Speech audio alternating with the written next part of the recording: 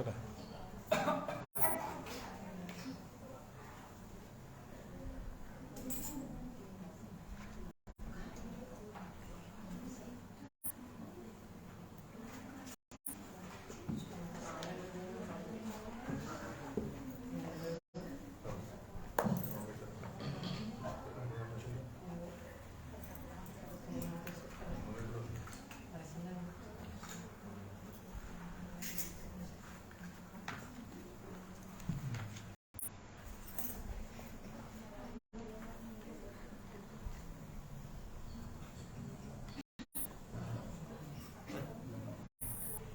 Assalamualaikum warahmatullahi wabarakatuh. Bismillahirrahmanirrahim. Innal hamdalillah nahmaduhu wa nasta'inuhu wa nastaghfiruh wa natubu ilayhi wa na'udzu billahi min shururi anfusina wa min sayyiati a'malina. Man yahdihillahu fala mudilla lahu wa man yudlilhu fala hadiya lahu. Asyhadu an la ilaha illallah wahdahu la syarika lah wa asyhadu anna Muhammadan abduhu wa rasuluh la nabiyya wa la rasula ba'da. Qala Allah ta'ala fil Qur'anil azim ya ayyuhalladzina amanu taqullaha haqqa tuqatih wa la tamutunna illa wa antum muslimun. Ya ayyuhan nas ittaqu rabbakum alladzi khalaqakum min nafsin wahidah وخلق منها زوجها وبث منهما رجالا كثيرا ونساء واتقوا الله الذي تساءلون به والأرحام إن الله كان عليكم رقيبا يا أيها الذين آمنوا اتقوا الله وقولوا قولا سديدا يصلح لكم أعمالكم ويغفر لكم ذنوبكم ومن يطع الله ورسوله فقد فاز فوزا عظيما. أما بعد فإن أصدق الحديث كتاب الله وخير الهدى هدى النبي محمد صلى الله عليه وسلم وشر الأمور محدثاتها فإن كل محدثة بدعة وكل بدعة ضلالة وكل ضلالة في النار. أحبتي في الله, ikhwati wa akhwati rahimakumullah, saudaraku-saudariku yang semoga dirahmati Allah Subhanahu wa taala. Alhamdulillah, segala puji hanya milik Allah Jalla Jalaluhu, yang dengan pertolongan dan kemudahan Allah Subhanahu wa taala kembali Allah Subhanahu wa taala bisa memudahkan langkah-langkah kita untuk menuju ke majelis ilmu ini. Ya, mungkin banyak dari kita yang sibuk seharian bekerja, ada yang mungkin berjualan, tapi Allah Jalla Jalaluhu masih memudahkan kita untuk bisa hadir di majelis, di antara majelis-majelis ilmu yang ada ini. Maka ini artinya Allah Jalla Jalaluhu sedang menginginkan kita kebaikan, karena ketika Allah Subhanahu wa taala menginginkan kebaikan kepada hambanya, maka Allah Subhanahu wa taala akan mudahkan hambanya untuk belajar agama, untuk paham tentang agama. Dan seseorang tidak akan bisa paham tentang agamanya kecuali dengan belajar agama. Rasulullah SAW mengatakan, "Man yuridillahu bihi khairan yufaqihu fid din." Barang siapa yang Allah kehendaki kebaikan baginya, maka Allah akan fahamkan kepada dirinya perihal agamanya. Nah, maka salah satu cara, bukan salah satu cara terbesar seseorang untuk bisa paham tentang agamanya, yaitu dengan belajar, menuntut ilmu agama. Maka ini nikmat yang begitu besar dari Allah Subhanahu wa taala. Ya, di sebagian banyak orang yang Allah tidak pilih, kita di antara yang dipilih oleh Allah Subhanahu wa taala untuk mendapatkan kebaikan ini. Ya, maka pandai-pandai kita bersyukur kepada Allah Subhanahu wa taala dengan memuji Allah Subhanahu wa taala, kemudian dengan beramal atas ilmu yang kita dapatkan. Yang saya Allah Subhanahu wa taala akan tambahkan nikmat-nikmatnya kepada kita untuk bisa datang ke majelis-majelis ilmu yang lainnya. Walaupun mungkin kita nggak terpikirkan, aduh kayaknya nggak sempat ini kajian. mepet waktunya sudah pulang kerja. Tapi kalau Allah sudah kasihkan kebaikan, kalau Allah inginkan kebaikan kepada hambanya, sudah kun fayakun, maka Allah itu akan dengan mudah ya pergi datang ke majelis ilmu. Ya, maka ini nikmat yang luar biasa yang tidak Allah berikan kepada setiap hambanya, tapi hamba-hambanya yang Allah pilih. Maka banyak-banyak kita bersyukur agar diberikan terus nikmat untuk menuntut ilmu oleh Allah Subhanahu wa taala. Allah mengatakan la in syakartum la azidannakum. Kalau kalian bersyukur, niscaya aku akan tambah nikmatku kepada kalian. Kalau kita bersyukur ya, dengan majelis ilmu ini, maka Allah akan tambah nikmat-nikmat untuk datang ke majelis ilmu yang lain. Kalau kita punya istri, punya anak, bersyukur biar ditambah. Ya ditambah anaknya, tambah rezekinya. Baik. Kemudian salat dan salam tak lupa kita limpahkan kepada hamba kekasih Allah Subhanahu wa taala, yaitu Nabi kita yang mulia, Nabi Muhammad sallallahu alaihi wasallam, manusia terbaik, manusia yang akhlaknya luar biasa, yang membawa manusia dari kegelapan menuju cahaya Allah Subhanahu wa taala yang terang benderang dengan mengajarkan tauhid, mengajarkan tentang sunnah sehingga membasmi kesyirikan dan juga kebid'ahan yang ada di tengah-tengah umatnya, sehingga umatnya dibawa menuju cahaya Allah Subhanahu wa taala yang terang benderang ini. Ahibati fillah, ikhwati wa akhwati rahimakumullah. Ya, kalau kita ingat tentang Rasulullah SAW, ya mungkin kecintaan kita itu nggak ada apa-apanya sama Nabi SAW. Ya, mungkin kita sebagai umatnya kalau ditanya cinta, tapi mungkin buktinya belum sampai pada tahap benar-benar cinta kepada Nabi SAW. Nabi itu saking cintanya sama umatnya, sama kita, itu pengen sekali ketemu sama kita, walaupun belum pernah bertemu. Ya, walaupun belum pernah bertemu dengan kita, tapi begitu cintanya Nabi SAW kepada kita, beliau pengen sekali ketemu sama kita. Maka yang diriwayatkan dari sahabat Abu Hurairah radhiyallahu taala anhu, bahwasanya Nabi itu suatu hari pernah ziarah kubur. Kemudian Nabi ya sebagaimana ada orang yang berziarah kubur, Nabi mendoakan orang-orang penghuni kubur, Assalamualaikum qaumil mu'minin, keselamatan semoga atas kalian wahai orang-orang yang beriman. Wa inna insyaallah bikum lahikun, dan kita insyaallah akan mengikuti kalian, menyusul kalian. Kemudian Nabi SAW mengatakan suatu perkataan yang membuat para sahabat bingung, terheran-heran. Kata Nabi SAW, wadittu qad ra'ayna ikhwanana.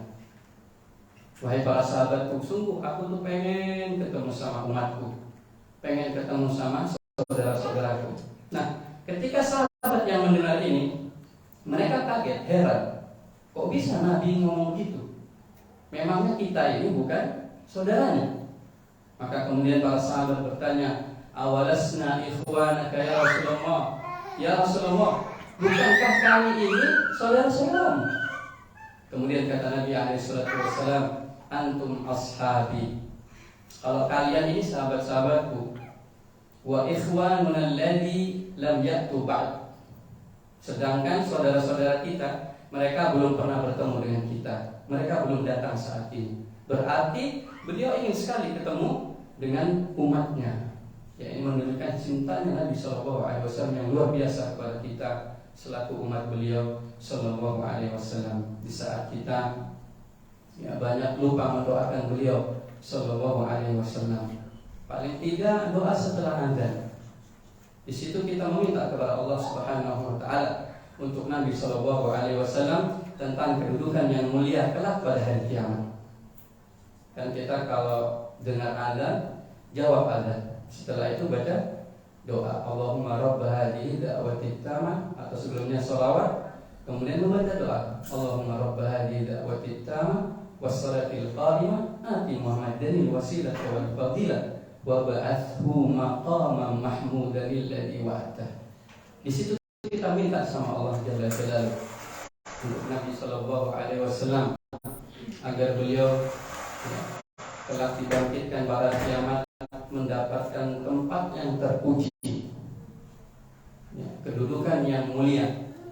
Mungkin itu kita banyak lewat, belum lagi hari-hari kita lalu tanpa banyak bersolawat sama Nabi Shallallahu Alaihi Wasallam. Maka ini peringatan buat kita, ini peringatan pengingat buat kita. Kalau memang kita cinta sama Nabi Shallallahu Alaihi Wasallam, maka banyak-banyak kita mendoakan Nabi, banyak-banyak kita bersolawat untuk Nabi Shallallahu Alaihi Wasallam. Baik, ahibati fillah, ikhwati wa akhwati rahimakumullah. Melanjutkan apa yang sudah disampaikan pada pertemuan sebelumnya, dan kita masih membahas kitab Tauhid yang ditulis oleh Syekhul Islam Ibnu Taimiyah rahimahullah ta'ala. Ini adalah kitab yang luar biasa karena begitu banyak ulama-ulama yang mensyarah kitab ini. Beliau mengupas tuntas bagaimana tentang tauhid kepada Allah Subhanahu wa ta'ala. Dan kita sampai pada bab Maja'a fi ruqa wa tamai, yaitu bab keberapa ini Mas Arif? Bab ke-8. Bab pembahasan tentang ruqyah dan jimat-jimat. Tama'im itu jamak dari tamimah. Kalau ruqa itu jamak dari ruqyah. Pakai qaf ya, bukan pakai hamzah. Kalau pakai hamzah ru'yah itu melihat. Ru'yatul hilal, melihat hilal, itu pakai hamzah. Kalau ini pakai qaf, ruqyah. Ruqa itu jamak dari ruqyah. Kalau tama'im jamak dari tamimah, yaitu jimat-jimat. Ruqyah berarti adalah jampi-jampi. Jampi-jampi. Nah, pada bab sebelumnya penulis rahimahullah ta'ala, yaitu Syekh Muhammad bin Abdul Wahab rahimahullah ta'ala, beliau menyebutkan bab minasyirki lubsul halaqati wal khayl. Di antara kesyirikan, ini bab sebelumnya, berarti bab ke-7 ya. Sekarang kan bab ke-8. Bab di antara kesyirikan yaitu memakai gelang, terus memakai benang dalam rangka untuk menolak mudarat atau keburukan. Maka ini bentuk kesyirikan. Nah, kemudian di bab selanjutnya beliau mengatakan babun maja'a fi ruqa wat tama'im. Beliau tidak menyebutkan babun minasyirki. Tidak menyebutkan bahwasanya di antara bentuk kesyirikan adalah ruqyah dan tamimah. Kenapa? Karena di dalam permasalahan ruqyah itu ada dia yang boleh dan disyariatkan. Ada ruqyah yang boleh dan disyariatkan. Dan di antara ruqyah ada itu yang menjurus kepada kesyirikan. Berarti di antara ruqyah ada yang boleh disyariatkan. Kemudian yang kedua ada ruqyah yang syirik yang dilarang. Nah, demikian juga berkaitan dengan jimat-jimat, itu ada yang disepakati kesyirikannya. Ada jimat-jimat yang disepakati kesyirikannya. Dan ada di dalam permasalahan tamimah, yaitu jimat-jimat itu ada sesuatu yang diperselisihkan oleh para ulama. Diperselisihkan oleh para ulama, apakah dia termasuk kesyirikan atau tidak. Nah, nanti kita akan bahas setelah kita masuk kepada hadis-hadis atau dalil-dalil yang dibawakan oleh penulis. Nah, oleh karenanya penulis di dalam bab ini beliau menyebutkan apa? Bab ma jaa fi ruqa wat tama'im, yaitu bab yang menjelaskan tentang hukum ruqyah dan juga jimat-jimat. Kemudian Syekhul Islam Muhammad bin Abdul Wahab rahimahullah ta'ala membawakan dalil. Dalil yang pertama adalah kata beliau rahimahullah ta'ala fis sahih. Fis sahih ini maksudnya adalah di dalam Sahih Bukhari dan Muslim. An Abi Bashirin Al-Ansari radhiyallahu anhu.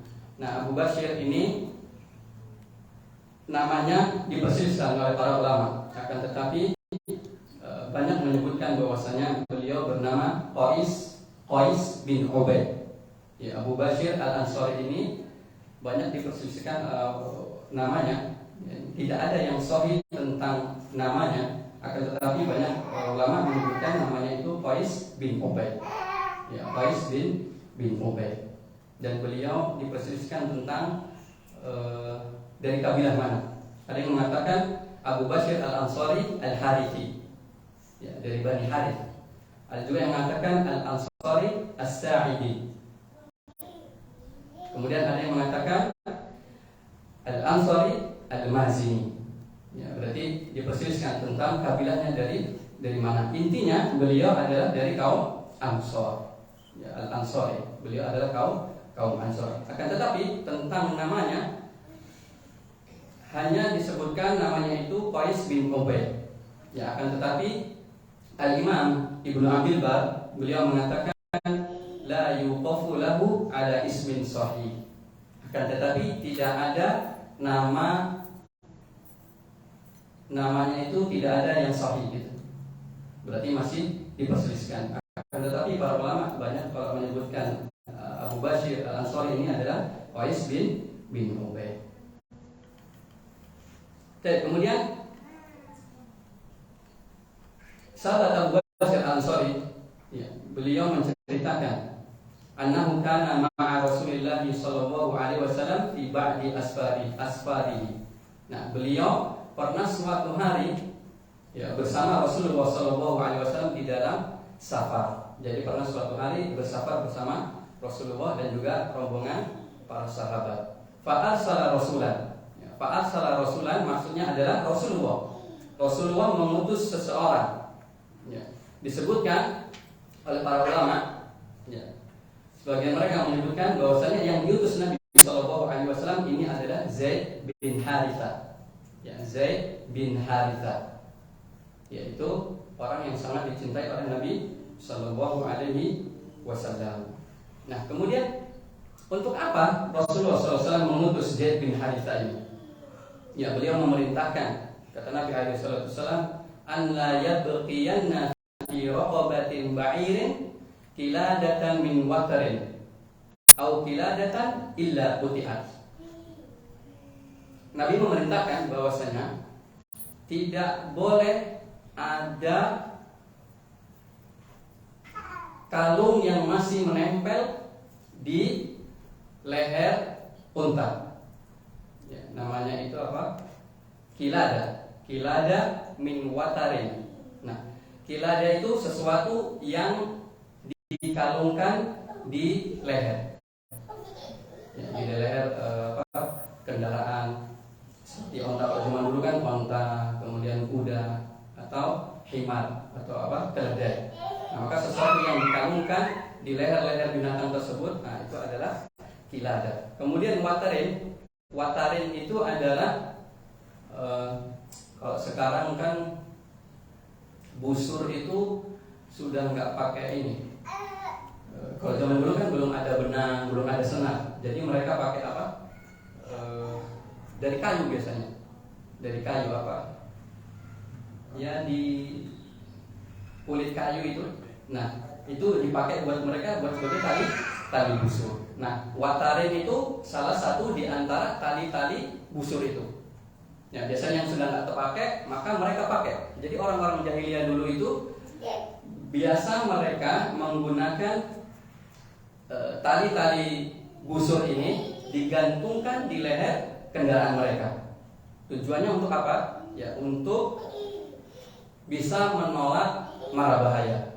Ya, mereka berkeyakinan bahwasanya hal itu bisa menolak mara bahaya. Ya, jadi mereka mengikatkannya di leher-leher kendaraan mereka.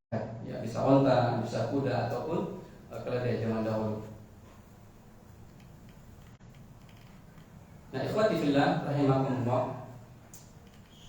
Hadis ini yang menjelaskan bahwasanya Abu Bashir Al-Ansari, ya, beliau menceritakan, mengabarkan bahwasanya suatu hari beliau menemani Nabi Shallallahu Alaihi Wasallam di sebagian safar Nabi Shallallahu Alaihi Wasallam, ya, tentunya bersama beberapa para sahabat. Di mana ketika itu sebagian manusia mereka tertidur, ya, mereka tidur, ya, ketika dalam safar mungkin istirahat, lalu mereka tidur, ya, di dalam kemah mereka. Kemudian Nabi Shallallahu Alaihi Wasallam mengutus seorang utusan yang tadi kita sebutkan dari siapa? Zaid bin Haritha. Ya, Zaid bin Haritha. Nah, kemudian Zaid bin Haritha ini diutus, ya, untuk menemui sahabat yang lain, ya, sahabat-sahabat yang lain.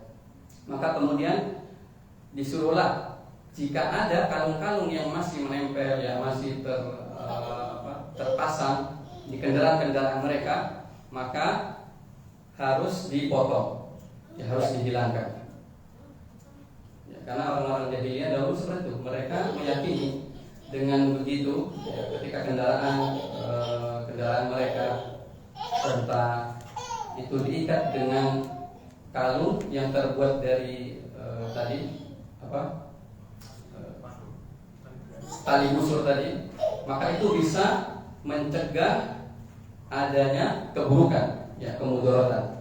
Ya, mungkin kalau zaman sekarang mungkin mereka punya unta bagus-bagus, ya, takut kena air, tiba-tiba untanya mati seperti itu, atau mungkin tiba-tiba sakit untanya. Ya, intinya untuk menolak mara bahaya.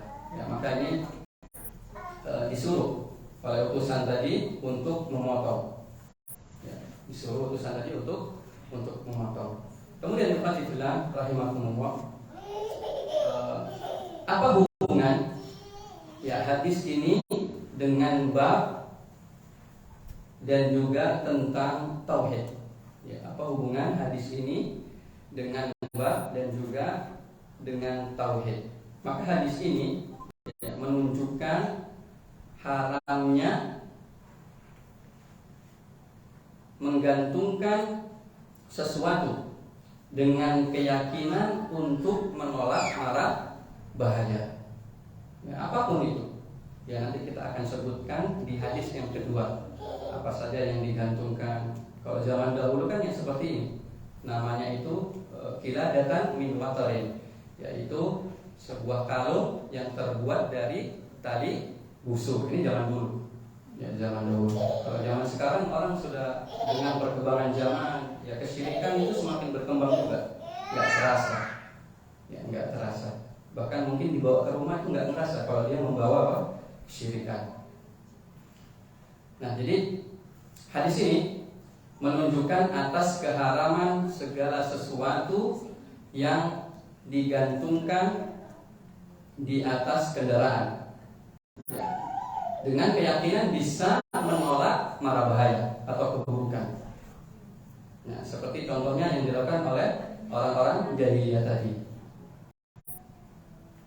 Kenapa itu diharamkan? Karena itu adalah kesyirikan.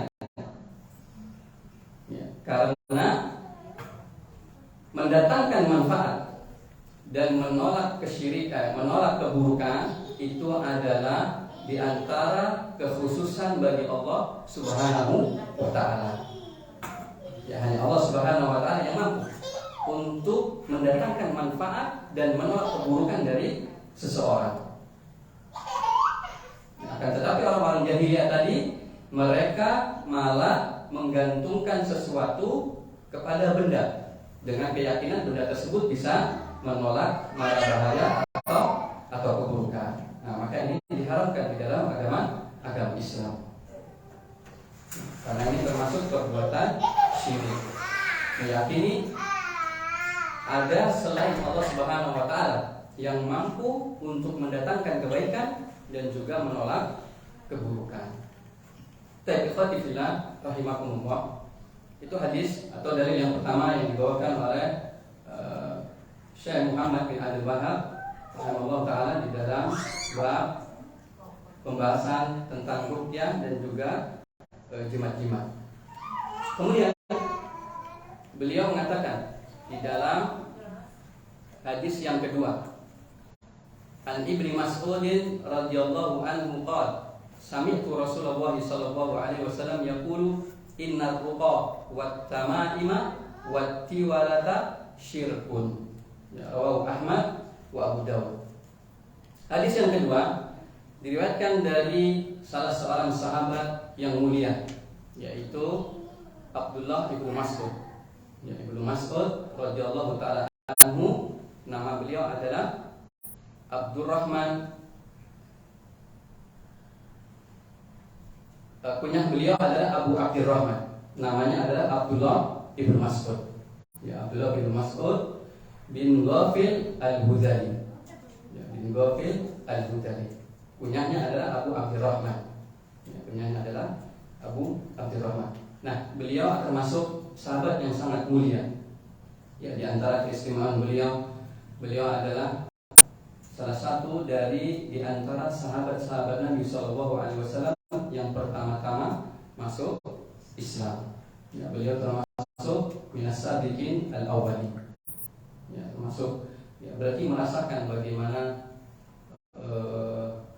kekejaman, ya, bagaimana beratnya cobaan yang dihadapi ketika awal-awal masuk Islam.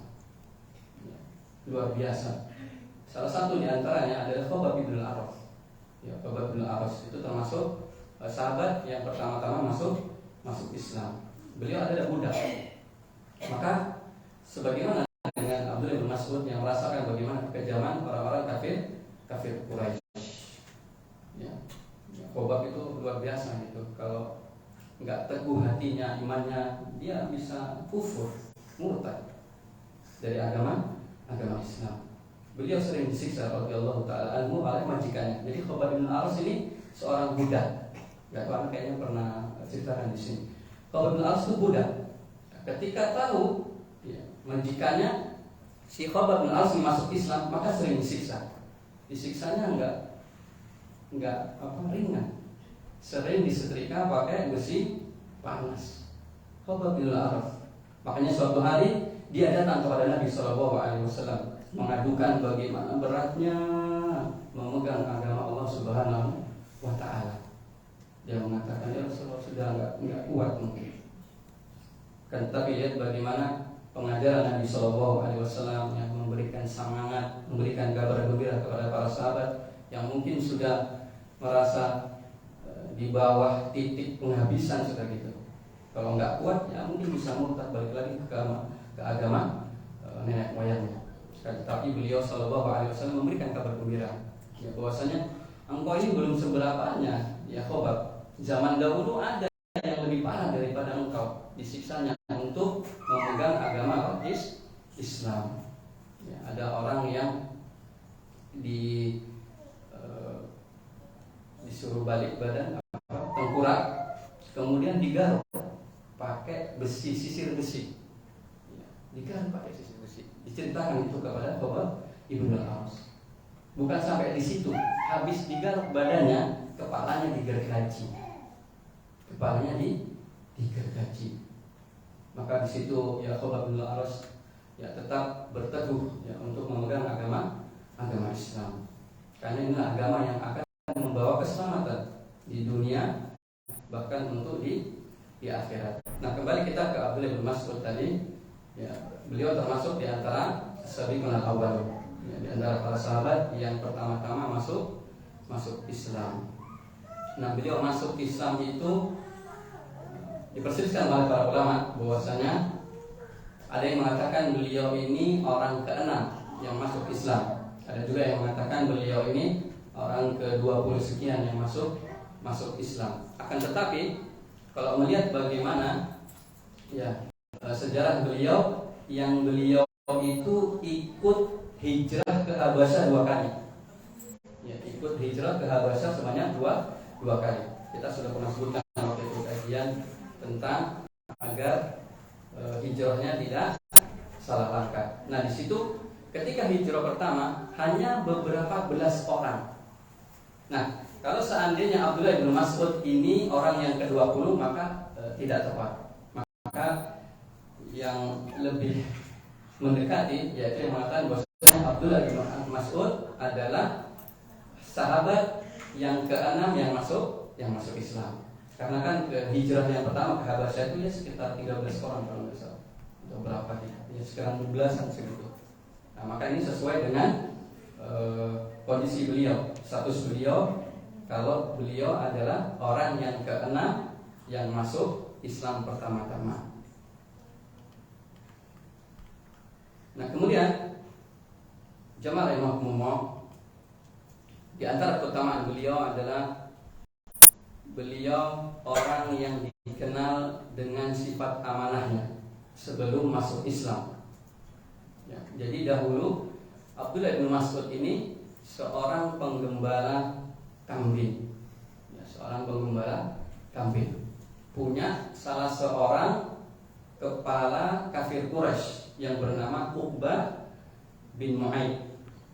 Ya, jadi majikannya itu adalah kepala suku dari orang-orang kafir Quraisy. Ya, disebutkan bahwasanya Uqbah ini sangat membenci Nabi SAW. Beliau sering menaruh sesuatu yang bisa melukai di jalan-jalan yang biasa Nabi SAW lewati. Ya, persis sebagaimana yang dilakukan oleh siapa? Istrinya Abu Lahab. Nah, Uqbah ini adalah majikan dari Abdullah bin Mas'ud. Jadi suatu hari Abdullah bin Mas'ud radhiyallahu ta'ala menceritakan, suatu hari aku sedang menggembala kambing punya Uqbah, ya, bin Su'aid ini. Maka kemudian berjalan di depanku Rasulullah SAW dan juga Abu Bakar, kalau tidak salah Abu Bakar. Nah, kemudian ketika melihat si Abdullah bin Mas'ud ini menggembala kambing, maka Nabi SAW meminta air karena kehausan. Ya, beliau minta air kepada Abdullah bin Mas'ud, apakah kambingmu ini ada susunya? Maka Abdullah bin Mas'ud mengatakan, ada. Akan tetapi aku sedang diberi amanah. Karena ini punya majikanku, maka aku nggak bisa memberikan susunya. Nah, kemudian Nabi SAW bertanya, adakah kambing yang dia itu sudah nggak menyusui, sudah nggak mengeluarkan susu? Maka dikasih sama Abdullah bin Mas'ud. Kemudian Nabi SAW mengusap puting dari kambing tersebut. Maka kemudian putingnya terpenuhi dengan susu. Kemudian beliau peras, beliau minum, kemudian beliau kasihkan kepada sahabatnya tadi, Abu Bakar As-Siddiq. Kalau nggak salah Abu Bakar As-Siddiq. Nah, maka setelah itu Abdullah bin Mas'ud, ya, setelah beberapa waktu datang kepada Nabi SAW. Ya, beliau mengatakan, ajari aku tentang perkataan itu. Maksudnya doa yang didoakan oleh Nabi SAW ketika beliau, dan ini ada termasuk mukjizat Nabi SAW. Ya, tetapi Nabi itu kan mukjizat, maka khusus bagi Nabi SAW. Maka kemudian Nabi SAW mendoakan Abdullah bin Mas'ud. Ya, beliau mengatakan, ya gulam mu'alim, ya, wahai anak yang engkau adalah seorang yang mengajarkan ilmu, ya, mengajarkan ilmu. Maka setelah itu Abdullah bin Mas'ud masuk Islam beserta juga dengan ibunya, ya, radhiyallahu ta'ala anhuma. Maka ini salah satu bagaimana kemuliaan Abdullah bin Mas'ud, dan beliau itu memiliki sifat yang begitu amanah, ya, sebelum masuk Islam. Yang kemudian masuk Islam di tangan Nabi SAW langsung, dan didoakan pada Nabi SAW menjadi seorang pemuda yang dia itu memiliki ilmu agama. Maka kemudian jadilah Abdullah bin Mas'ud, ya, menjadi orang yang senantiasa menuntut ilmu, ya, dekat kepada Nabi SAW, mendengar langsung bacaan Al-Quran, dan juga menuntut ilmu kepada Nabi SAW, sehingga Abdullah bin Mas'ud, ya, dikenal dengan sahabat yang paling mengerti tentang Al-Quran setelah Nabi SAW. Bahkan disebutkan tidaklah sebuah surat turun kecuali dia tahu di mana tempat turunnya. Dan bahkan tidaklah sebuah surat atau ayat turun kecuali Abdullah bin Mas'ud tahu kepada siapa atau berbicara tentang siapa surat tersebut atau ayat tersebut. Ya, subhanallah. Bagaimana seorang Abdullah bin Mas'ud. Kemudian ahibati fillah rahimakumullah, ya di antara keutamaan atau keistimewaan beliau radhiyallahu taala anhu, ya Abdullah bin Mas'ud, bahwasanya beliau memiliki suara yang indah. Ya, kalau beliau mengaji itu seperti suaranya lebah. Lebah itu kan enak didengar gitu. Seperti itu kalau Abdullah bin Mas'ud sedang mengaji atau membaca Al-Quran. Ya, dan beliau termasuk orang yang sangat luar biasa di dalam beribadah. Ya, beliau sering menangis di akhir-akhir malam, bermunajat kepada Allah Subhanahu wa Ta'ala, ya, mengingat tentang dosa-dosanya, mengingat tentang kekurangannya, ya, di dalam menegakkan agama ini, sehingga bisa dilihat dari tandanya di mana ada garis hitam, ya, di pipi beliau. Ya, garis hitam, 2 garis hitam yang itu berwarna hitam, ya, menunjukkan bagaimana itu pengaruh dari seringnya nangis, ya, seringnya beliau takut kepada Allah Subhanahu wa Ta'ala di sepertiga malam terakhir. Ya, itu sedikit tentang biografi Abdullah bin Mas'ud. Kemudian kata Nabi Shallallahu Alaihi Wasallam, inna ruqa, ya, ruqa tadi sudah kita sampaikan, itu jamak dari apa? Ruqyah. Ya, dan dia itu adalah azimah, yaitu azaib, yaitu apa?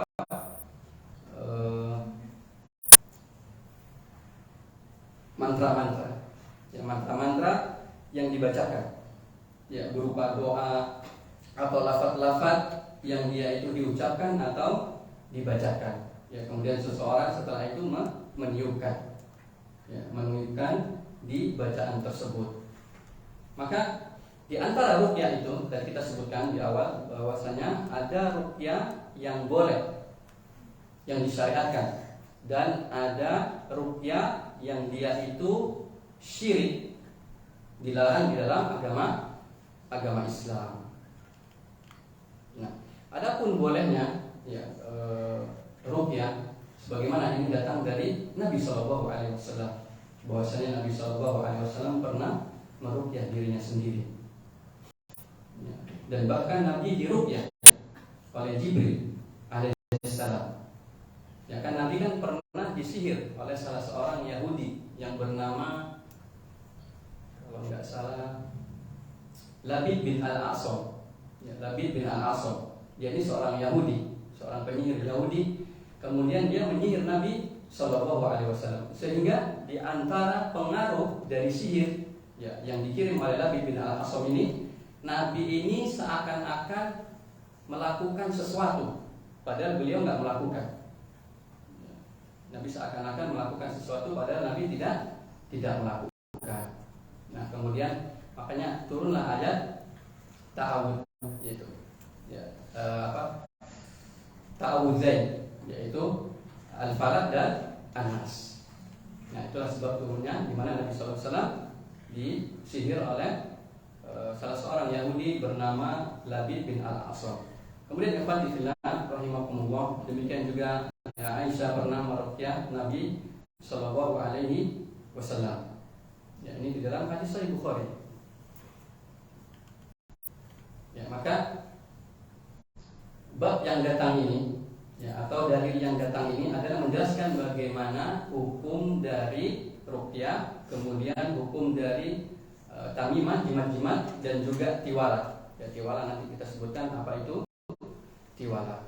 Ya, demikian juga para sahabat pernah bertanya kepada Nabi Shallallahu Alaihi Wasallam tentang hukum ruqyah. Maka beliau Shallallahu Alaihi Wasallam mengatakan, i'ridu ala ruqakum, la ba'sa birruqa ma lam yakun fihi syirkun. Kata Nabi Alaihi Wasallam, jauhilah oleh kalian ruqyah-ruqyah kalian, ya, dan tidak mengapa ruqyah yang tidak mengandung kesyirikan. Ya, jadi ada ruqyah itu yang boleh disyariatkan di dalam agama, dan ada ruqyah yang dia tidak boleh karena apa? Mengandung kesyirikan. Nah, oleh karenanya ya para ulama mereka membolehkan ruqyah itu dengan 3 syarat. Ya, yang syarat ini disepakati bersama. Yang pertama, bahwasanya ruqyah itu dengan Al-Qur'an. Ya, ruqyah itu dengan Al-Qur'an. Nah, hal ini sebagaimana terjadi ketika salah seorang sahabat, kalau nggak salah Abu Sa'id Al-Khudri. Abu Sa'id Al-Khudri bersama dengan beberapa sahabat, beliau melakukan perjalanan. Kemudian di tengah-tengah daerah, yaitu daerah orang-orang Badui, ya, orang-orang Arab Badui itu orang-orang kampung yang mereka itu tidak berpendidikan. Jadi ya adabnya ya kurang bagus. Bagaimana ketika ada tamu, ada musafir, mereka tidak paham, ya, orang-orang Badui. Sehingga ketika Abu Sa'id Al-Khudri radhiyallahu taala anhu bersama dengan para sahabat yang lainnya, ya, melewati kampung tersebut, mungkin mereka nggak punya perbekalan, akan tetapi seorang orang Badui dibiarkan, ya, karena mereka nggak terlalu paham tentang adab, ya, sehingga sudah Abu Sa'id istirahat bersama para sahabat yang lainnya. Nah, kemudian tiba-tiba salah seorang pemuka desa itu tersengat dengan binatang yang berbisa. Ya, kemudian para penduduk desa pun dengan segala daya dan upaya, ya, mereka berusaha untuk mengobati pemuka desa tadi, kepala desa tadi. Ya, namanya orang, ya, dengan apalah obat-obatnya. Nah, kemudian ketika tidak berhasil, mereka datang kepada Abu Sa'id Al-Khudri radhiyallahu taala, ya, bertanya, apakah di antara kalian ada yang bisa meruqyah, akan memberikan jambi-jambi kepada orang yang terkena penyakit? Maka kemudian kata Abu Sa'id Al-Khudri, kami bisa, ada. Cuman beliau ingin membalas dendam tadi. Kan beliau kan enggak dijamu oleh penduduk desa. Maka beliau mengatakan, kami akan bantu, tapi kalian harus kasih kami hadiah. Kata Abu Sa'id Al-Khudri. Kemudian kata penduduk desa, baik, oke. Deal mereka. Kalau kamu bisa menyembuhkan kepala desa ini, maka kami akan kasih hadiah. Nah, kemudian maka Abu Sa'id Al-Khudri beliau meruqyah kepala desa tadi dengan bacaan Al-Fatihah, ya, dengan bacaan Al-Fatihah, berarti dengan apa? Al-Quran, ya, dengan Al-Quran. Maka kemudian dengan izin Allah Subhanahu Wa Taala, maka kepala desa tadi sembuh. Maka kemudian diberikanlah beberapa ekor kambing kepada Abu Sa'id dan juga beberapa sahabat. Nah, kemudian salah seorang sahabat mengatakan, ya sudah, ini kan dapat kita sama-sama bagi rata lah, gitu. Maka kemudian kata Abu Sa'id Al-Khudri, jangan dulu, kita sebaiknya lebih baik tanya sama Rasulullah SAW. Nah, maka dibawalah, ya, beberapa ekor kambing tadi. Kemudian Abu Sa'id menceritakan kondisinya kepada Nabi SAW, bahwasanya beliau telah meruqyah salah seorang penduduk desa, ya, dengan bacaan Al-Quran. Nah, kemudian setelah itu mereka memberikan hadiah berupa beberapa ekor kambing. Maka kemudian kata Nabi SAW, beliau bertanya, dari mana engkau tahu bahwasanya Al-Quran itu adalah ruqyah? Nah, kemudian kata Nabi SAW, ya sudah, kalau begitu hadiahnya bagi rata, ya, bagi rata.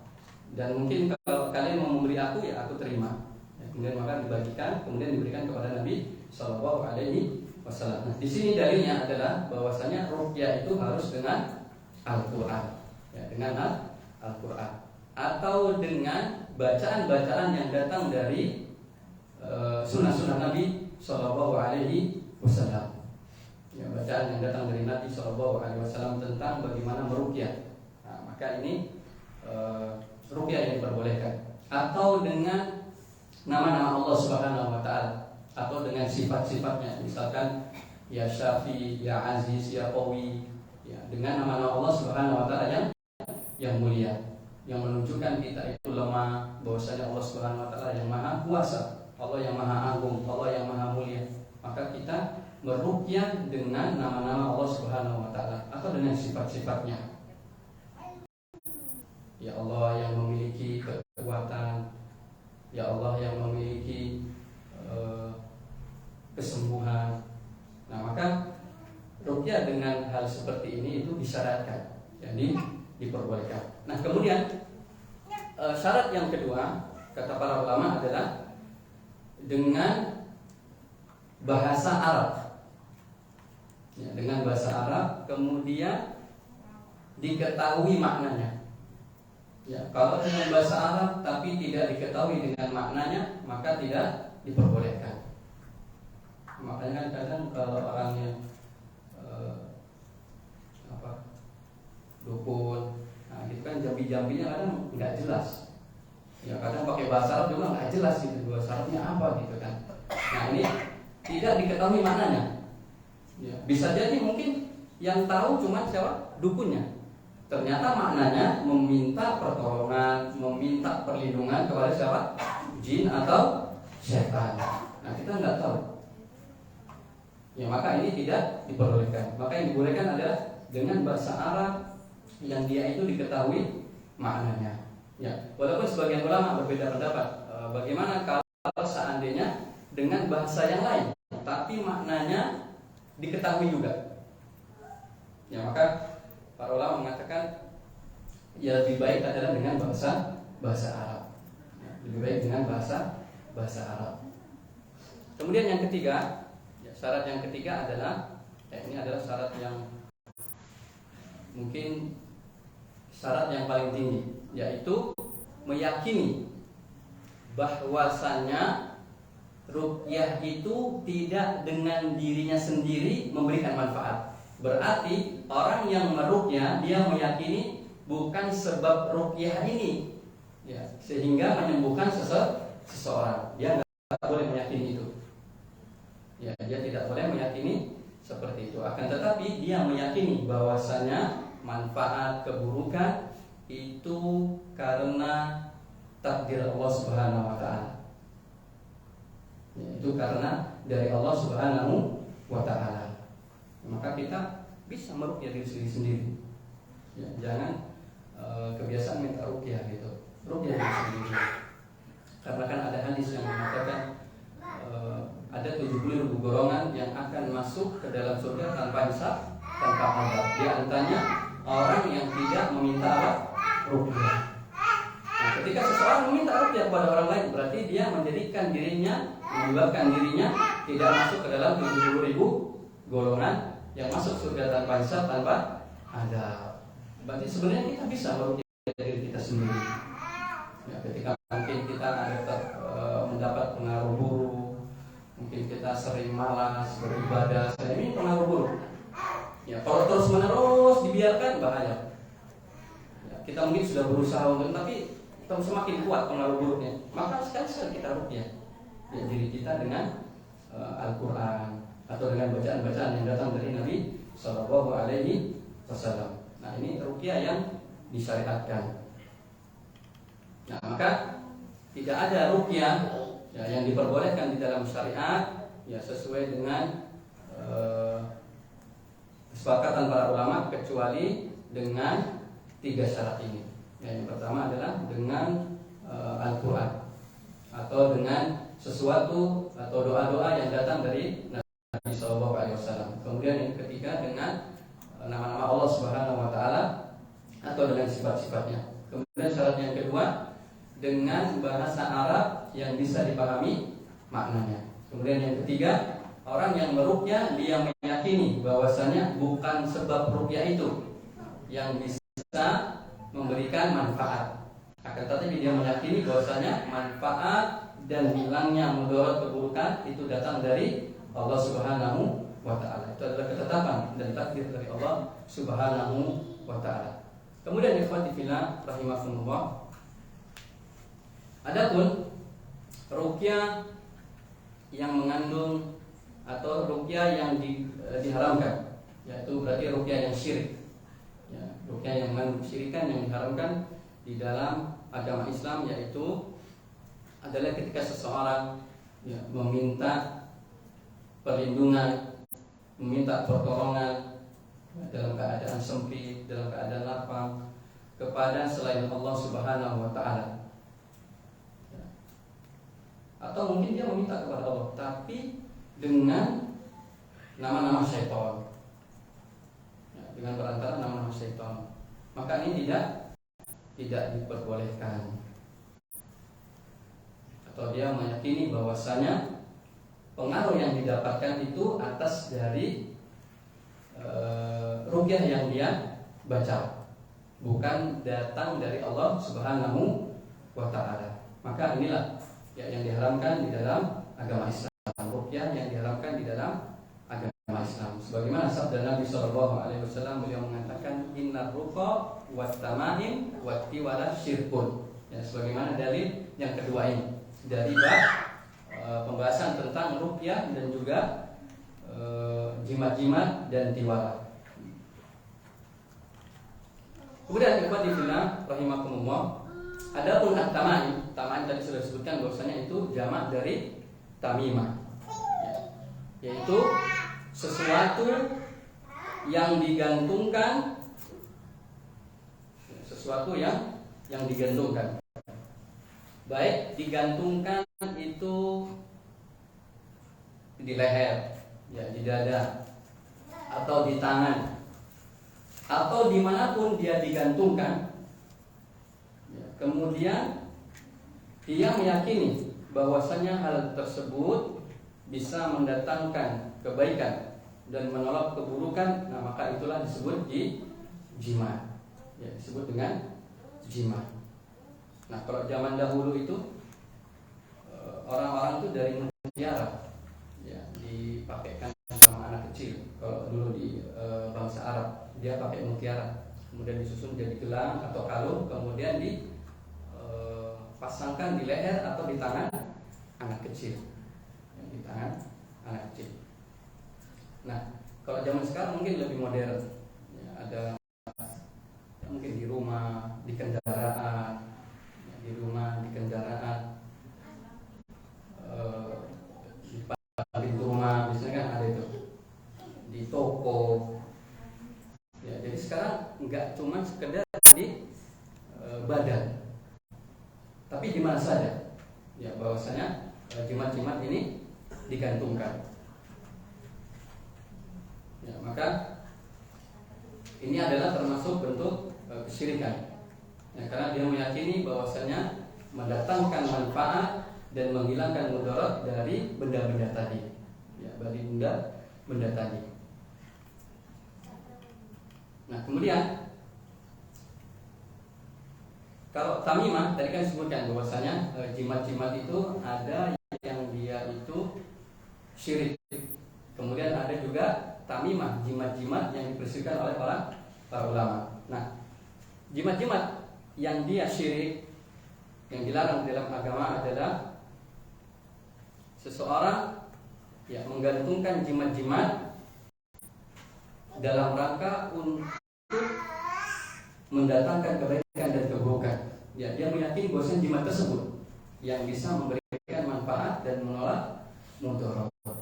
Ya, maka ini adalah bentuk jimat yang syirik, ya, yang tidak dibolehkan di dalam agama Islam. Kalau zaman sering kan kita dulu, anak ingat kalau di kampung itu sering lihat anak kecil di hitam-hitam gitu, ya kan, hitam-hitam gitu digantung di leher, kadang di tangan, kadang juga di perut, ada kan? Ya, nggak tahu kalau zaman sekarang, ya, alhamdulillah mungkin orang sudah sadar tentang itu. Tapi di badan, tapi ada sekarang orang mungkin di badan nggak pakai, tapi di rumah ada, di kendaraan ada, sama aja gitu. Dia tetap berbuat syirik. Kalau dulu anak sering lihat anak kecil di desa itu, di Jawa, digantung hitam-hitam gitu. Ya, kemudian diikatkan di lehernya atau di tangannya jadi gelang, atau juga di perut. Ya, katanya ini menolak sawan, kalau orang Jawa bilang sawan. Nggak tahu kalau di sini apa. Siapa ya? Nggak tahu kalau bahasa Banjar apa sawan. Apa Mas Sabil? Kalau orang Jawa bilang sawan apa? Kayak surupan atau apa gitu ya? kesambat, ya, kesambat, ya kesurupan akhirnya. Nah itu mereka meyakini bahwasanya dengan menggantungkan itu kepada anak-anak kecil sehingga bisa menjaga anak mereka, ya, dari kesurupan, dari gangguan jahat lah, ya, pengaruh buruk dari syaitan. Maka ini adalah sesuatu yang diharamkan di dalam agama Islam. Ya, disebut ta'alaq karena seseorang itu menggantungkan sesuatu dan juga hatinya menggantungkan ke situ gitu. Maka ini disebut apa? Menggantungkan. Karena dia menggantungkan sesuatu dan hatinya juga menggantungkan kepada yang digantungkan tersebut. Ya, tidak menggantungkan kepada Allah Subhanahu wa ta'ala. Maka ini adalah syirik. Ya, sebagaimana disebutkan di dalam riwayat, ya, Nabi sallallahu alaihi wasallam mengatakan, "Man ta'alaqa tamimatan faqad asyraka." Barang siapa yang dia itu menggantungkan jimat-jimat, maka dia telah berbuat apa? Syirik. Ya. Disebut ta'alluq, menggantungkan karena memang dia menggantungkan, ya, dirinya dan juga hatinya kepada jimat tersebut. Makanya disebut oleh Nabi sallallahu alaihi wasallam apa? Asyraka. Maka dia telah berbuat syirik. Nah, kemudian adapun jimat yang diperselisihkan oleh para ulama, yaitu apabila jimat tersebut berasal dari Al-Quran, ya, atau doa-doa yang baik, ya, atau doa-doa yang baik, maka para ulama berselisih pendapat. Ada yang mengatakan bahwasanya boleh memakainya. Ya, mereka mengkiaskan seperti seseorang yang meruqyah dengan apa? Al-Quran. Ya, mereka mengkiaskan seperti seseorang yang meruqyah dengan Al-Quran. Ya, kan orang kalau sakit kemudian dia ruqyah dengan bacaan apa? Al-Quran, itu kan bisa sembuh. Tapi kita tidak meyakini bahwasanya bacaan itu yang menyembuhkan, tetapi Allah Subhanahu wa taala yang menyembuhkan. Nah, mereka berpendapat boleh mengkiaskan dengan hal tersebut, yaitu mengkiaskan meruqyah dengan Al-Quran. Adapun pendapat yang kedua, dan ini adalah pendapat yang masyhur dari kalangan para sahabat, di antaranya Abdullah bin Mas'ud, Hudzaifah bin Yaman, kemudian juga para ulama salaf dan juga setelahnya. Mereka mengatakan enggak boleh, ya, menggantungkan jimat-jimat walaupun dari Al-Quran. Kenapa? Kata mereka, saddan lidzari'ah, ya, ini mencegah terjadinya kemungkaran, ya, mencegah terjadinya kemungkaran dan membuka pintu apa? Kesyirikan. Nanti orang kalau nggak apa-apa dari Al-Quran, akhirnya orang-orang pada memakainya. Ya, orang pada memakainya lama kelamaan, akhirnya jadi setan iblis itu pintar. Bagaimana mereka itu memalingkan hamba-hamba Allah Subhanahu wa taala yang beriman kepada kekufuran. Ya, makanya lihat bagaimana dahulu terjadinya kesyirikan itu kan karena mereka sebenarnya pengen mengingat kebaikan orang-orang soleh zaman dahulu.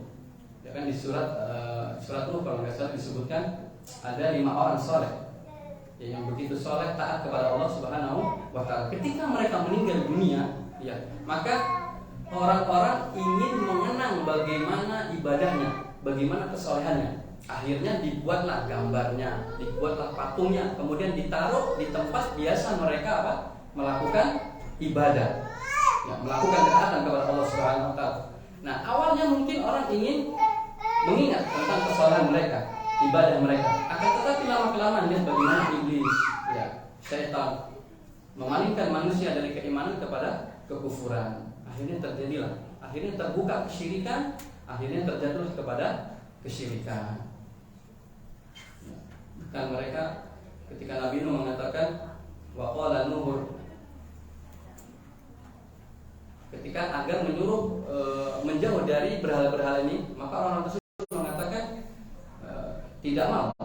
Ya, mereka tidak mau meninggalkan berhala-berhala yang mereka sembah. Lihat bagaimana setan, ya, iblis begitu mudah, ya, memalingkan seseorang hamba dari keimanan kepada kekufuran. Jadi Dan pendapat inilah yang paling kuat. Ya, karena ini untuk menutup celah. Ya, menutup celah agar manusia tidak terjatuh kepada kekufuran, sehingga pintu kesyirikan terbuka lebar.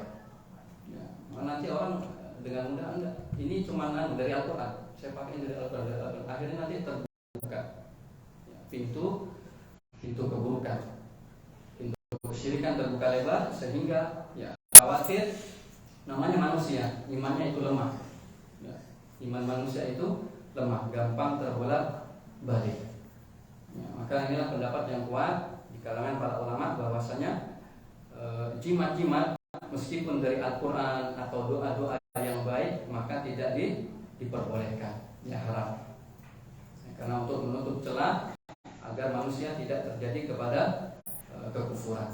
Kemudian ikhwati rahimakumullah, ya ada sebagian manusia mungkin mereka menggantungkan, ya dibilang jimat bukan gitu, ditanya kenapa gantungan itu buat hiasan, ya buat hiasan, mungkin seperti kepala binatang, kemudian ya benda-benda yang kita nggak tahu gitu, mereka yang tahu, tapi ketika ditanya mereka mengatakan apa? Sebagai hiasan. Nah maka ini juga dilarang. Kenapa? Ada dua alasan. Alasan yang pertama, ya, bahwasanya kalau seandainya mereka menggantungkan itu, kemudian meyakini hal tersebut bisa mendatangkan kebaikan dan menolak keburukan, maka mereka terjatuh kepada perbuatan syirik kecil. Ya, ini yang pertama. Kemudian yang kedua, ya, kalau seandainya mereka tidak meyakini bahwasanya itu mendatangkan kebaikan dan menolak kemudaratan, akan tetapi dia melakukan keharaman yang lain, apa? Bertasabuh dengan orang yang menggantungkan sesuatu yang dia meyakini itu mendatangkan manfaat dan mudarat. Bisa dipahami ya? Jadi kan ada sebagian manusia ditanya kenapa gantungin itu? Ya, kita husnudonnya ya dia bilang hiasan, oh ya hiasan, masya Allah gitu kan. Maka itu dilarang. Ya, para ulama melarang. Kenapa? Kalau seandainya dia meyakini yang digantungkan itu memberikan manfaat dan menolak mudarat, maka itu terjatuh kepada syirik. Yang kedua, kalau seandainya dia tidak meyakini, maka kan tidak terjatuh kepada perbuatan syirik. Akan tetapi diharamkan. Kenapa? Karena dia menyerupai orang-orang yang menggantungkan sesuatu tersebut yang dia meyakini itu bisa mendatangkan manfaat dan menolak mudarat. Berarti sama-sama diharamkan, tidak boleh. Yang satu diharamkan dia syirik, kenapa? Karena dia meyakini. Yang satunya diharamkan kenapa? Karena tasabuh dengan perbuatan orang syirik. Kan Nabi SAW mengatakan man tasabbaha biqaumin fahuwa minhum. Bahkan di ayat Al-Quran Allah mengatakan janganlah kalian ya seperti orang-orang yang dia itu kufur pada Allah Subhanahu wa taala. Dilarang kita. Ya, berarti cari selamatnya sudah enggak usah gantung apa-apa. Ya, cari selamatnya enggak usah gantung apa-apa. Ya, kalau dia enggak terjatuh kepada perbuatan syirik, maka dia terjatuh kepada keharaman yang kedua, apa? Tasyabuh kepada orang-orang yang berbuat syirik. Lihat bagaimana para ulama ya, mereka itu luar biasa ketika mencegah atau menutup celah manusia bisa melakukan apa? Perbuatan kemungkaran. Ya, maka ditutup oleh para ulama. Ya, rahimahullah ta'ala. Kemudian ikhwati fillah, satu lagi tadi kan sudah tentang ruqyah. Yang kedua apa tadi? Tamimah. Ya, ini jimat. Kalau ruqyah tadi kan jambi. Atau kalau bahasa sini apa? Mbah dukun, komat kamit kan gitu. Jambi. Kemudian yang ketiga adalah tiwala. Kan kata Nabi sallallahu alaihi wasallam, "Innar ruqa wat tama'ima wat tiwala syirkun." Ya, sesungguhnya ruqyah, jambi-jambi yang dia itu tidak dari Al-Quran, kemudian tidak dengan bahasa Arab yang bisa dipahami maknanya, dan tidak diyakini datang dari Allah Subhanahu wa taala. Kemudian tamimah, jimat-jimat, kemudian tiwala. Tiwala itu adalah sesuatu yang dibuat oleh orang-orang jahiliyah dulu. Mereka menganggap bahwasanya sesuatu tersebut buhul-buhul biasanya. Ya, buhul-buhul tersebut itu bisa menjadikan seorang istri sayang pada suaminya, atau seorang suami sayang pada istrinya. Ya, makanya kalau belajar tafsir Al-Falaq sama An-Nas itu disebutkan bahwasanya sihir yang pertama kali, maka ini termasuk sihir. Jadi termasuk sihir karena dia itu memalingkan sesuatu, kemudian menjadikan sesuatu itu senang. Yang pertama dipalingkan, kemudian yang kedua dibuat senang. Nah, makin termasuk di antara jenis sihir. Nah, inilah yang pertama kali diajarkan atau dipelajari oleh orang-orang jahiliyah dahulu, terutama ibu perempuan, ya para wanita. Itu kalau belajar tafsir Al-Falaq sama Anas disebutkan situ bahwasanya kaum wanita itu karena kalau sudah mengerjakan pekerjaan rumah, mereka nggak ada kerjaan. Ya, dahulu itu nggak ada kerjaan, kan suaminya berdagang, suaminya baik, mereka di rumah. Nah, untuk mengisi kekosongannya, yang mungkin mereka bosan, maka mereka belajar apa? Sihir. Ya, mereka belajar sihir. Mereka belajar sihir. Ya, agar mungkin suaminya tambah cinta sama dia, biar orang lain kalau melihat suaminya, waduh nggak menarik kan gitu, walaupun banyak duit nggak menarik. Ya, itu dipelajari oleh kaum wanita jahiliyah. Yaitu bagian dari sihir. Maka ini bagian dari sihir. Ya, maka tidak boleh di dalam agama Islam. Ya, karena orang kalau dia membuat buhul-buhul, ya nggak mungkin dia dengan kalimat Allah Subhanahu wa taala. Pasti dia itu punya media. Ya, dia bekerja sama dengan jin. Ya, bekerja sama dengan jin. Ya, kan yang disebutkan di dalam surat apa itu? Wa ma yu'allimuna an-nasa sihra. Nabi Sulaiman ya. Bahwasanya Nabi Sulaiman itu tidak mengajarkan sihir, akan tetapi syaitan lah yang mengajarkan apa? Sihir. Ya, sehingga bisa membuat pisah antara suami istri, ya, sehingga bisa menjadikan suaminya hanya cinta kepada istrinya, istrinya hanya cinta kepada suaminya. Nah, maka itu adalah bentuk sihir. Dan sihir adalah perbuatan syirik kepada Allah Subhanahu wa ta'ala. Ya, maka tiwala ini termasuk perbuatan sihir. Ya, perbuatan sihir yang karena itu mensyirikkan Allah Subhanahu wa ta'ala, karena dia meminta ya pertolongan ya untuk agar suami istri bisa misalkan. Ya, itu adalah sihir mbah dukun. Ya, maka mbah dukun punya tiwala, yaitu sesuatu yang dia bisa membuat suami istri berpisah ya, atau menjadikan istrinya hanya cinta kepada dirinya. Wah, pokoknya nggak boleh, ini dia adalah pasangan hidup matiku. Nah, gitu. Padahal kan suami boleh kalau mau nambah ya, karena istri nggak, wah jangan, nggak boleh, pokoknya suamiku ya punya aku semuanya boleh. Maka dia pun membuat tiwala ini ya, buhul-buhul yang kemudian ditiupkan untuk suaminya, sehingga suaminya hanya cinta kepada dirinya. Ya, banyak hal yang bisa membuat suami itu cinta sama istri. Ya, berdandan, ya, kemudian bertutur kata yang lemah lembut, ya seperti itu. Nggak harus dengan apa? Dengan tiwala, ya dengan sihir, dengan buhul-buhul. Kalau suami pengen istrinya tambah cinta, nah, kasih kurus yang banyak. Kasih kurus yang banyak, belikan kosmetik, belikan apa, semakin cinta. Baik, ikhwati fillah rahimakumullah. Kemudian kita belum menyebutkan makna hadis. Sekarang makna hadis ya, dari yang kedua, yang bahwasanya Nabi SAW menyebutkan ruqyah, tamimah dan juga tiwala adalah kesyirikan. Maka di sini Abdullah bin Mas'ud radhiyallahu taala anhu ya mengabarkan bahwasanya menyatakan atau menjelaskan bahwasanya ruqyah yaitu dia adalah jambi-jambi ya, yang tidak dari Al-Quran. Kemudian diyakini bahwasanya jambi-jambi tersebut yang bisa mendatangkan kebaikan dan menolak keburukan.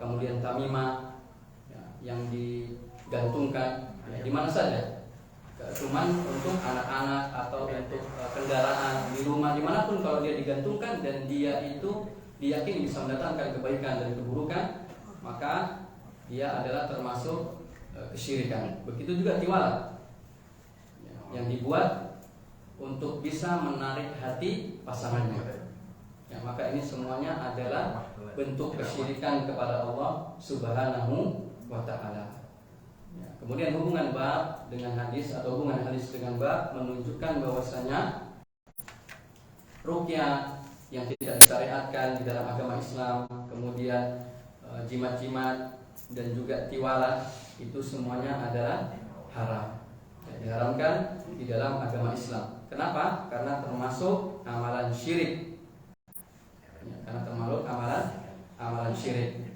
Karena di dalam amalan tersebut meyakini bisa mendatangkan manfaat dan juga menolak mudarat ya, ini adalah dalil yang kedua.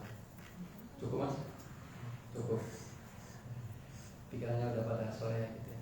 Baik, ini yang bisa disampaikan ya, mungkin nanti disampaikan dalil-dalil. Sebenarnya dalil-dalil selanjutnya itu asar ya, hanya asar dari para sahabat dan juga dari para tabi'in. Asar dari sahabat yang dia itu ketika melihat seseorang memakai gelang, maka kemudian disuruh untuk melepas ya, disuruh untuk melepas ya, tadi karena untuk mencegah apa orang berbuat syirik, karena itu membuka pintu kesyirikan, makanya disuruh lepas. Nanti khawatir dia meyakini gelang tersebut yang bisa mendatangkan kebaikan dan keburukan. Kemudian asar yang terakhir kalau nggak salah itu dalilnya bahwasanya dari Ibrahim an-Nakhai kalau nggak salah, dia mengatakan bahwasanya kan ashabi, yakni sahabatnya Abdullah bin Mas'ud, yakni murid-muridnya Abdullah bin Mas'ud, mereka membenci tentang apa ruqyah, kemudian tamimah, jimat-jimat ini. Ya, itu dalil-dalil selanjutnya ya Allah Ta'ala mungkin nanti disampaikan oleh Ustaz selanjutnya. Mungkin ini yang bisa disampaikan ya, semoga dengan kita belajar tauhid ya, kita benar-benar bisa mempraktekkan tauhid ini sehingga kita benar-benar menjadi hamba-hamba Allah Subhanahu wa taala yang mentauhidkan Allah Subhanahu wa taala. Ya, karena tauhid itu adalah sebab terbesar seorang hamba akan diselamatkan oleh Allah Subhanahu wa taala di dunia dan di akhirat. Allah mengatakan, "Alladzina amanu wa lam yalbisu imanahum bidzulmin faulaika lahumul amnu wa hum muhtadun." Orang-orang yang beriman, dia beriman meyakini bahwasanya Allah satu-satunya, dia bertauhid kepada Allah Subhanahu wa taala dan tidak mencampur adukan keimanannya dengan kedzaliman. Kedzaliman di sini yang dimaksud ya, sebagaimana dalam tafsirannya, karena ketika turun ayat ini para sahabat itu merasa berat. Kenapa? Karena nggak ada satu manusia yang selamat dari bentuk kedzaliman, melakukan dosa. Maka para sahabat bertanya, ya, kalau begitu berat Rasulullah, kita semua pernah melakukan kedzaliman, berbuat maksiat, berbuat dosa. Kemudian kata Nabi SAW, sesungguhnya ini adalah sebagaimana yang diucapkan oleh Luqman kepada anaknya, ya bunayya, ya bunayya la tusyrik billah. Wahai anakku, jangan engkau berbuat syirik. Masuknya zalim di sini adalah apa? Kesyirikan. Innasyirka la dzulmun adzim. Jadi orang yang benar-benar bertauhid kepada Allah Subhanahu wa taala, kemudian dia tidak mencampur adukan keimanannya dengan kesyirikan. Ya, kesyirikan apapun, syirik kecil, apalagi syirik besar. Ya, maka mereka akan mendapatkan keamanan, kata Allah Subhanahu wa taala. Kata para ulama, keamanan adalah keamanan di akhirat. Mereka akan dimasukkan ke dalam surga. Jadi keselamatan, keamanan orang yang bertauhid kelak di surga, ya di akhirat itu ada dua. Satu, dia masuk langsung ke dalam surga tanpa hisab, tanpa adab. Yang kedua, keselamatan keamanan di akhirat nanti, mereka akan tetap masuk surga. Ya, walaupun mungkin dengan kadar maksiat dosanya mereka masuk neraka. Intinya tempat kembali akhirnya bukan neraka, tapi apa?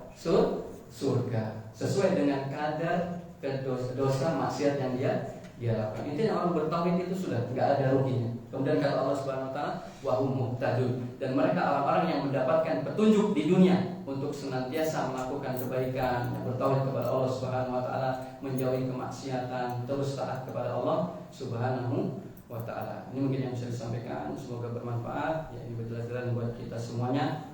Semakin kita untuk terus bertauhid kepada Allah Subhanahu wa taala. Allah taala alam bisawab. Wassallallahu ala nabiyina Muhammadin wa ala alihi wasallam. Walhamdulillahirabbil alamin.